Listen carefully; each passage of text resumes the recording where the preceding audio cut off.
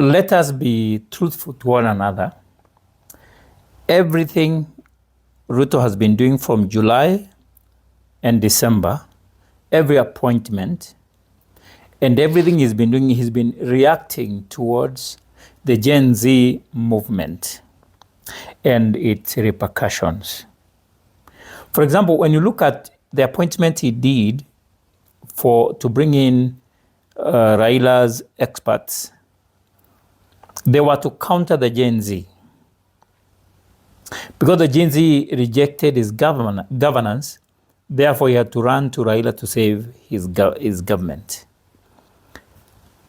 Now, the Gen Z movement continued, the revolution continued, and the Gen Z has continued to be, or rather to agitate. Not only the Gen Z, but other generations like myself joined in, and we become a thorn in the flesh of the president. So, as of December, when he went to see Kenyatta, he had reached his end, because that's after he fired Gachagua in a very unceremonial way, and therefore he knew the mountain had left, and he was not very sure whether Raila would support him in 2027, and he wasn't guaranteed that Luos will be able to bring in the votes that the Mount Kenya gave him last election. Because truth be told, Mount Kenya made him to win, given. So he knows he has already left the Hustler Nation narrative. He has thrown away everything he believed about dynasties, everything he believed about Mama Mboga, Boda Boda, and everyone else. He's now fighting for his survival, and most importantly, the 2027 election. But even without talking about 2027 election, Ruto is already worried whether he will be able to finish his first term. He's not even guaranteed he's going to finish his first term because the pressure is too much.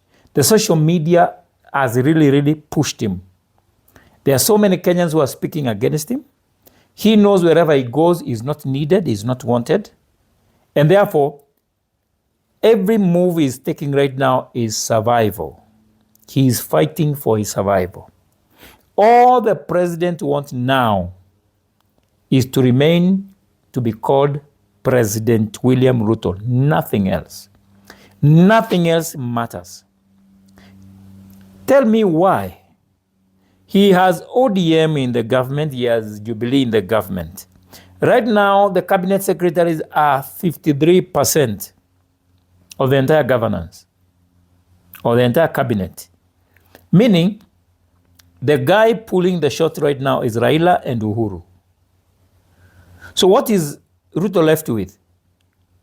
The UDA has been reduced and shrunk to the smallest entity in the grand government of national impunity.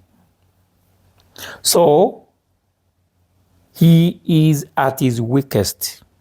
But in everything he's been doing from July and now, he has continued to lose and lose and lose and lose. Actually, if you compare Uhuru, you compare Raila and Ruto, Ruto is the biggest loser.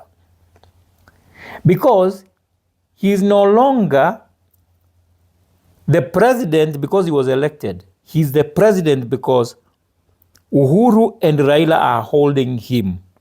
If they release him, he's gone. He has no landing. So why is he all out to win the mountain? Because he thought by appointing Kindiki, he will win the mountain. But bad for him, it didn't work, it backfired. And he had underestimated the force of Gachagua and the implication that were going to come afterwards. He had not, I think, factored that very correctly. If he had, it is okay. But he's very erratic in his decisions and in his pronouncement and everything else.